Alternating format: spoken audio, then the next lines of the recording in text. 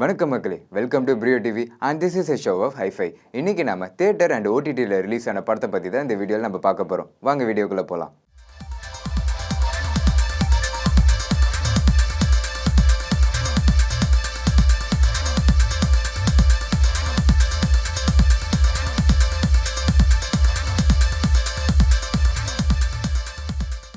நம்ம இப்போ ஃபஸ்ட்டாக பார்க்க போகிற படம் தான் காந்தா.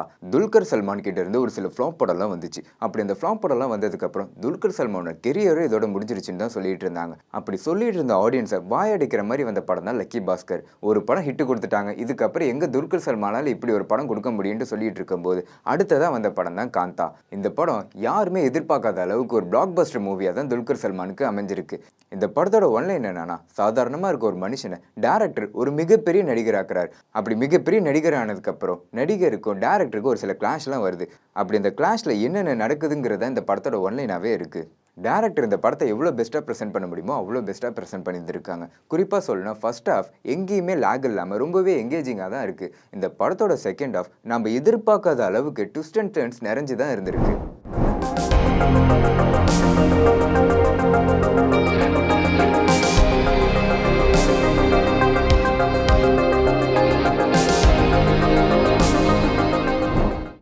அடுத்ததாக பார்க்க போகிற படம் தான் தாவூத். இந்த படம் ஒரு லோ பட்ஜெட் மூவியாக இருந்தாலும் இதுக்கு ஒர்க் பண்ண கேஸ்டிங்கும் சரி, டெக்னீஷியனும் சரி, அவங்களோட பெஸ்ட்டை கொடுத்துருக்காங்கன்னு தான் சொல்லணும். இந்த படத்தோட ஒன்லைன் என்னன்னா, ஒரு ஊரில் ஒரு மிகப்பெரிய டான் இருப்பாங்க. அந்த டானை கீழே ஒரு 2 பேர் இருப்பாங்க. அவங்க கண்ட்ரோலில் தான் அந்த ஹோல் சிட்டியுமே இருக்கும். அப்படி இருக்கும்போது அந்த 2 பேரில் ஒருத்தர் மெயினான டானுக்கு துரோகம் பண்ண போகிறாங்க.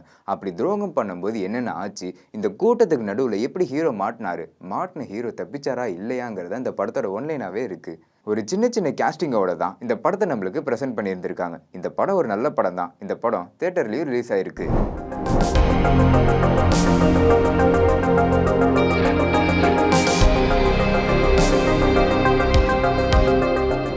நம்ம இப்போ அடுத்ததாக பார்க்க போகிற படம் தான் மெட்ராஸ் மாஃபியா கம்பெனி. ஒரு டைமில் ஆனந்த்ராஜ் வில்லனா நிறைய ரோல் பிரித்து மேய்ஞ்சிருக்காங்க. அதுக்கப்புறம் என்னால் காமெடியனாகவும் நடிக்க முடியும்ன்ட்டு ஒரு சில படத்தில் காமெடியனாக நடித்து பெரிய சக்ஸஸ்ஃபுல் ஆக்டராக தான் இருந்திருக்காங்க. அப்படி ஆனந்த்ராஜ் ஹீரோவாக நடித்த படம் தான் மெட்ராஸ் மாஃபியா கம்பெனி. இந்த படத்தோட ஒன்லைன் என்னன்னா, ஆனந்த்ராஜ் இந்த படத்தில் ஒரு மிகப்பெரிய டானாக இருக்காங்க. ஆனந்த்ராஜுக்கு 2 ஒய்ஃபு, ஒரு பையன், ஒரு குழந்தைன்னு இருக்காங்க. அப்படி இருக்கும்போது போலீஸ் கேங்லாம் சேர்ந்து ஆனந்த்ராஜை என்கவுண்டர் பண்ணுறதுக்காக வராங்க. அப்படி போலீஸ் என்கவுண்டர் பண்ணாங்களா இல்லையா, என்கவுண்டர் பண்ணதுக்கப்புறம் என்னென்ன நடந்துச்சுங்கிறத இந்த படத்தோட ஒன்லைனாகவே இருக்குது. இந்த படத்தோட ஸ்டோரி லைன் ரொம்பவே சிம்பிளாக இருந்தாலும் அங்கங்கே கொஞ்சம் ஸ்லோ டவுன் இருந்தாலும் ஒரு ஒன் டைம் வாட்சபிள் மூவியாக தான் இந்த மூவி இருக்குது. இந்த படம் தியேட்டர்லேயும் ரிலீஸ் ஆயிருக்கு.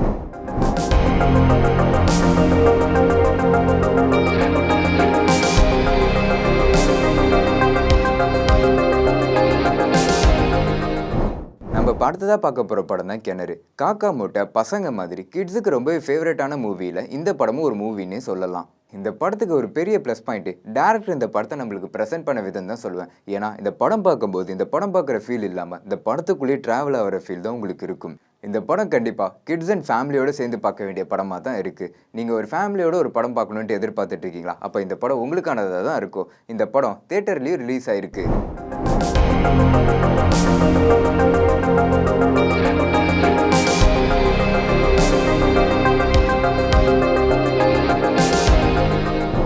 நம்ம இப்போ அடுத்ததாக பார்க்க போகிற படம் தான் ப்ரெடக்டர் த பேட்லேண்ட்ஸ். இதுக்கு முன்னாடி வந்த ப்ரெடக்டர் எல்லாமே ப்ரெடக்டர் தான் ஒரு வில்லனா, ஒரு டெரிஃபிக்கான ஸ்பீசஸாக காமிச்சிருக்காங்க. ஆனால் இந்த படத்தில் ப்ரெடக்டர் தான் ஹீரோவாகவே காமிச்சிருக்காங்க.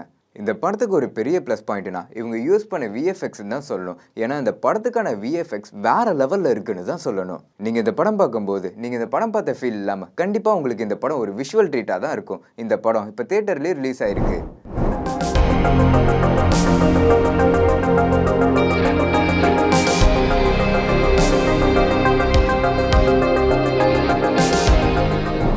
ஓகே மக்களே, இப்போ நம்ம ஓடிடியில் ரிலீஸ் ஆன மூவிஸை பற்றி பார்க்கலாம் வாங்க. நம்ம இப்போ அடுத்ததாக பார்க்க போகிற படம் தான் கிஸ். இந்த படம் தியேட்டரில் சக்ஸஸ்ஃபுல்லாக ரன் ஆகிட்டு இருந்த மூவின்னு தான் சொல்லணும். இந்த படத்தோட ஒன்லைன் என்னன்னா, இந்த படத்தோட ஹீரோவுக்கு யார் கிஸ் பண்ணுறதை பார்த்தாலும் அவங்களோட ஃப்யூச்சரை இவங்க ப்ரெடிக்ட் பண்ணிடுவாங்க. இந்த சூப்பர் பவர் எங்களுக்கு எப்படி கிடச்சிருக்குன்னா, ஹீரோயினி தான் பார்க்கில் இருக்கும்போது ஹீரோவுக்கு ஒரு புக்கை ப்ரெசென்ட் பண்ணுறாங்க. அப்படி அவங்க ப்ரெசென்ட் பண்ணும்போது அந்த புக்கை படித்ததுக்கப்புறம் தான் ஹீரோவுக்கு இந்த மாதிரி ஒரு பவர் கிடைக்கிது. அதுக்கப்புறம் ஹீரோவும் ஹீரோயினையும் கிஸ் பண்ணுற மாதிரி ஒரு சுச்சுவேஷன் வருது. அந்த சுச்சுவேஷனில் என்னென்ன ஆச்சு, அதுக்கப்புறம் என்னென்ன நடக்குதுங்கிறத இந்த படத்தோட ஒன்லைனாகவே இருக்குது. இந்த படம் பார்க்கும்போது காமெடிக்கு கொஞ்சம் கூட பஞ்சமே இல்லைன்னு தான் சொல்லணும். நீங்கள் ஒரு காமெடி ரொமான்ஸ் ட்ராமா விரும்புகிற ஆடியன்ஸா அப்போ இந்த படம் உங்களுக்கானது தான் இருக்கும். இந்த படம் இப்போ ஓடிடிலையும் ரிலீஸ் ஆயிருக்கு.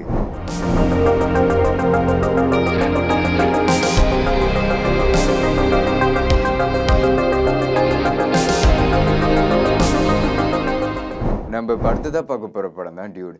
பிரதீப், மமிதா பைஜு இவங்களோட ஆக்டிங்லாம் இந்த படத்துக்கு ரொம்பவே அழகாக இருக்குன்னு தான் சொல்லணும். நீங்கள் இதுக்கு முன்னாடி பார்த்த சரத்குமார் இல்லாமல் இந்த படத்தில் வேற ஒரு சரத்குமாரை தான் பார்ப்பீங்க. இந்த படத்தோட ஒன்லைன் என்னன்னா, ஹீரோயினுக்கு ஹீரோவை பிடிக்குது, அப்போ ஹீரோவுக்கு ஹீரோயினியை பிடிக்கல. கொஞ்ச நாள் கழிச்சு ஹீரோவுக்கு மறுபடியும் ஹீரோயினியை பிடிக்குது, அப்போ ஹீரோயினிக்கு வேற ஒருத்தரை பிடிக்குது. இந்த படம் கண்டிப்பாக ஜென்சிக்கு ரொம்பவே பிடிச்ச படமாக தான் இருக்கும். இந்த படத்துக்கு பெரிய ப்ளஸ் பாயிண்ட்டு மியூசிக், பேக்ரவுண்ட் ஸ்கோர்னு தான் சொல்லணும். இந்த படம் இப்போ ஓடிடிலையும் ரிலீஸ் ஆகிருக்கு.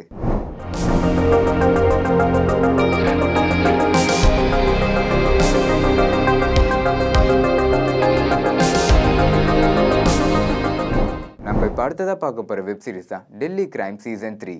டெல்லி கிரைம் இதுக்கு முன்னாடி வந்த 2 சீசனும் ஆடியன்ஸ் கிட்ட இருந்து ஒரு நல்ல வரவேற்பை பெற்றிருக்குன்னு தான் சொல்லணும். அந்த வகையில் இந்த சீசன் 3யும் ஆடியன்ஸ் கிட்ட ஒரு நல்ல வரவேற்பை தான் பெற்றிருக்கு. இந்த வெப் சீரிஸோட கான்செப்ட் என்னன்னா, ஹியூமன் டிராஃபிக்கிங்கை எப்படி போலீஸ் பிடிக்கிறாங்கிறது தான் இருக்குது. இந்த வெப் சீரிஸ் நீங்கள் பார்க்குறதா இருந்தால் உங்களுக்கு எப்படி டைம் போகிறதுனே தெரியாது. இந்த வெப் சீரிஸ் பார்க்குற ஆடியன்ஸை ஹார்ட் ஆஃப் த சீன்ஸில் உட்காந்துருக்க மாதிரி தான் இந்த படத்தை ப்ரெசென்ட் பண்ணியிருந்திருக்காங்க. இந்த வெப் சீரிஸ்க்கு தமிழ் டப்பு ரொம்பவே அடாப்டாக கொடுத்துருந்துருக்காங்க. இந்த வெப் சீரிஸ் இப்போ ஓடிடிலையும் அவைலபிளாக இருக்குது.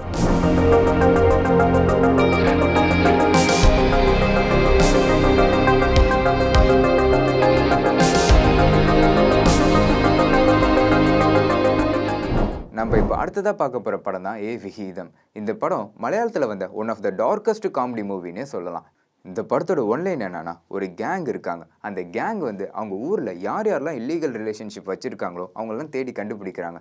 அப்படி அவங்க தேடி கண்டுபிடிக்கும் போது என்னென்ன சுச்சுவேஷன் ஃபேஸ் பண்ணுறாங்கங்கிறதான் இந்த படத்தோட ஒன்லைனாகவே இருக்குது.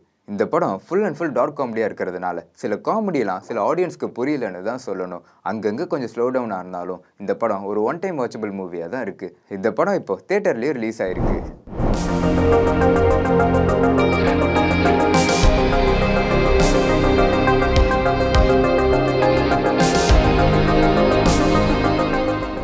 நம்ம இப்போ அடுத்ததாக பார்க்க போகிற படம் தான் ஜுராசிக் வேர்ல்டு ரீபர்த். இந்த படம் பார்க்கும்போது கண்டிப்பாக உங்களுக்கு இந்த ஜுராசிக் பார்க்கை லைட்டாக பட்டி டிங்கரிங் பார்த்த மாதிரி தான் உங்களுக்கு தோணும். இந்த மூவியோட ஒன்லைன் என்னன்னா, ஒரு டீம் டைனோசர் இருக்க காட்டுக்குள்ளே போகிறாங்க. அப்படி அந்த காட்டுக்குள்ளே எதுக்கு போகிறாங்கன்னா, அங்கே இருக்க டைனோசரோட பிளட் சாம்பிள்ஸை எடுக்கிறதுக்காக போகிறாங்க. அந்த பிளட் சாம்பிள்ஸை வச்சு மனித குலத்தையே காப்பாற்றலாம் அப்படின்னு சொல்லி ஒரு ஆராய்ச்சிக்காக அந்த காட்டுக்குள்ளே போகிறாங்க. அப்படி அவங்க அந்த காட்டுக்குள்ளே போகும்போது டைனோசரால் என்னென்ன சுச்சுவேஷன் ஃபேஸ் பண்ணுறாங்கங்கிறத இந்த படத்தோட ஒன்லைனாகவே இருக்குது. இந்த படத்தில் டீரெக்ஸாக இருக்கட்டும், இல்லை சில டைனோசர்ஸாக இருக்கட்டும், இவங்க பண்ண கிராஃபிக்ஸ் ஒர்க்கு வேறு லெவலில் இருக்குன்னு தான் சொல்லணும். நீங்கள் ஒரு ஆக்ஷன் ஃபேண்டசி விரும்புகிற ஆடியன்ஸா அப்போ இந்த படம் உங்களுக்கானதாக தான் இருக்கும். இந்த படம் இப்போ ஓடிடிலையும் அவைலபிளாக இருக்குது.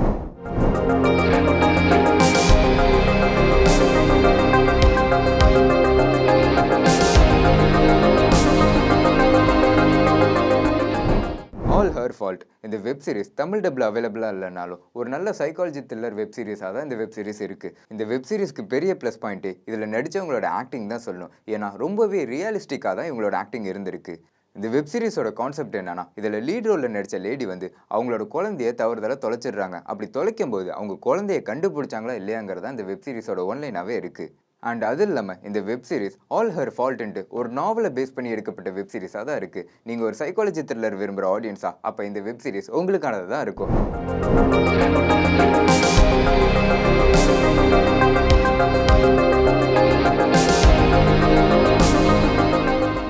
நம்ம இப்போ அடுத்ததாக பார்க்க போகிற வெப் சீரிஸ் தான் மான்ஸ்டர் த எட்கின் ஸ்டோரி. இந்த வெப் சீரிஸ் ஒரு ரியல் இன்சிடெண்ட்டை பேஸ் பண்ணி எடுக்கப்பட்ட வெப் சீரிஸாக தான் இருக்குது. இந்த வெப் சீரிஸ் பார்க்கும்போது இப்படி ஒரு சைக்கோவான்ட்டு ஷாக்கார அளவுக்கு தான் இந்த வெப் சீரிஸ் இருக்குது. இந்த வெப் சீரிஸில் வர எட்கின் ஒரு டிரான்ஸ்ஜெண்டராக இருப்பாங்க. அப்படி இருக்கும்போது அவங்க அம்மா ஒரு கட்டத்தில் இறந்து போகிறாங்க. தனிமையிலே இருக்க எட்கின் அவங்க டிப்ரெஷனை போக்குறதுக்காக என்ன பண்ணுறாங்கன்னா, சில மனுஷங்களோட ஸ்கின்னை உருவி அதில் சில பொருட்கள்லாம் செய்கிறாங்க. அந்த சீன்ஸ் எல்லாம் படத்தில் பார்க்கும்போது ரொம்பவே டிஸ்கஸ்டிங்காக தான் இருக்குது.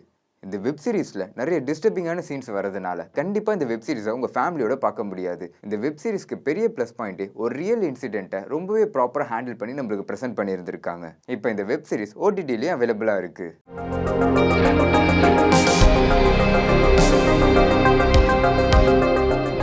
நம்ம இப்போ அடுத்ததாக பார்க்க போகிற படம் தான் மேரி த லிட்டில் எக்ஸ்மாஸ். இந்த படம் ஹாலிவுட்ல வந்த one of the best feel good மூவின்னே சொல்லலாம். இந்த படத்தோட ஒன்லைன் என்னன்னா, இந்த படத்தோட ஹீரோயினி ஒரு ஆர்கிடெக்டா இருக்காங்க. அப்படி இருக்கும்போது அவங்களுக்கு நிறைய எய்ம்ஸ் அண்ட் கோல்ஸ் இருக்கு. அப்படி அவங்க எய்ம்ஸ் அண்ட் கோல்ஸை ஃபாலோ பண்ணிட்டு இருக்கும்போது திடீர்னு அவங்களுக்கு கல்யாணம் ஆகுது. கல்யாணம் ஆனதுக்கு அப்புறம் ஹஸ்பண்டு குழந்தைன்ட்டு ஒரு சின்ன சர்க்கிள்குள்ள வாழ்ந்துட்டு இருக்காங்க. வாழ்ந்ததுக்கு அப்புறம் அவங்க எய்ம்ஸையும் கோல்ஸையும் டார்கெட் பண்ணி போகணுன்ட்டு அவங்களுக்கு ஒரு எண்ணம் வருது. அதனால அவங்க ஹஸ்பண்டை டிவோர்ஸ் பண்ணிட்டு அவங்க வாழ்க்கையை அவங்க பார்த்துட்டு போயிட்டு இருக்காங்க. அப்படி இருக்கும்போது அவங்க ஹஸ்பண்ட் வந்து வேற ஒரு பொண்ணோட ரிலேஷன்ஷிப்ல இருக்காங்க. இதுல பொசசிவான ஹீரோயினி என்ன பண்றாங்கங்கிறத இந்த படத்தோட ஒன்லைனாவே இருக்கு. இந்த படம் பார்க்கும்போது தேவையில்லாத சீன்ஸ்ன்ட்டு உங்களுக்கு எதுவுமே தோணாது. ஏன்னா இந்த படத்தோட மொத்த டியூரேஷனே ஒரு 1.5 மணி நேரம் தான் இருக்கு. ஒரு 1.5 மணி நேரத்துக்கான படத்தை எவ்வளோ சோல்ஃபுல்லாக நம்மளுக்கு ப்ரெசென்ட் பண்ண முடியுமோ அவ்வளோ சோல்ஃபுல்லாக நம்மளுக்கு ப்ரெசென்ட் பண்ணியிருக்காங்க இந்த படத்தோட டேரக்டர். நீங்கள் ஒரு ஃபீல் குட் மூவி பார்க்கணும்னு நினச்சிட்டு இருக்கீங்களா? அப்போ இந்த படம் உங்களுக்கானதாக தான் இருக்கும். இந்த படம் இப்போ ஓடிடிலையும் அவைலபிளாக இருக்கு.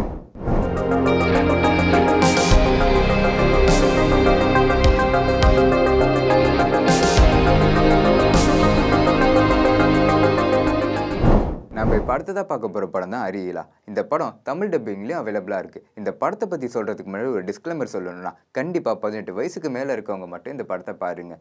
இந்த படத்தோட ஒன்லைன் என்னன்னா, லைஃப்பில் சக்ஸஸ் ஆகணும்னு நினைக்கிற ஒரு பொண்ணு எப்படி ப்ராஸ்டியூட்டாக ஆகுறாங்கிறத இந்த படத்தோட ஒன்லைன். இவங்க எப்படி ப்ராஸ்டியூட் ஆனாங்கன்னா, இவங்களோட லவ்வர்னால தான் இவங்க ப்ராஸ்டியூட் ஃபீல்டுக்குள்ளேயே வராங்க. இந்த மூவிலே ஷாக்கிங்கான ஒரு விஷயத்தை ஷேர் பண்ணுறாங்க. என்னன்னா, லண்டனில் ஒரு பொண்ணு ப்ராஸ்டியூஷன் ஃபீல்டுக்குள்ளே வராங்கன்னா 90% ரீசன் அவங்க பாய் ஃப்ரெண்டாக தான் இருக்குன்னு சொல்கிறாங்க. இந்த படத்தில் அடல்ட் சீன் நிறைய வரதுனால 18 வயசுக்கு மேலே இருக்கவங்க மட்டும் இந்த படத்தை பாருங்கள். இந்த படம் இப்போ ஓடிடிலையும் அவைலபிளாக இருக்குது.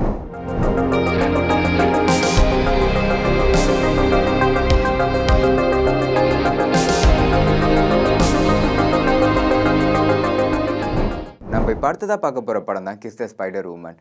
இந்த படம் ஒரு நல்ல மியூசிக்கல் ட்ராமா மூவியாக தான் இருக்குது. இந்த படத்தோட ட்ரைலரை நீங்கள் பார்த்தீங்கன்னா, ட்ரைலருக்கும் படத்துக்கும் சம்மந்தமே இல்லாத மாதிரி தான் இருக்கும்.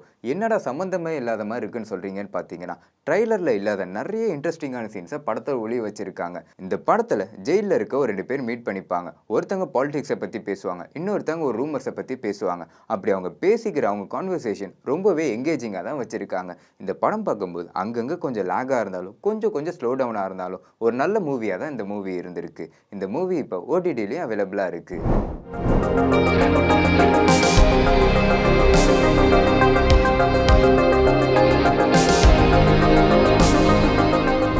ஓகே மக்களே, இதே மாதிரி அடுத்த வாரம் ஹைஃபை ஷோஸில் உங்களை வந்து பார்க்குறேன். And sign out from Kishore.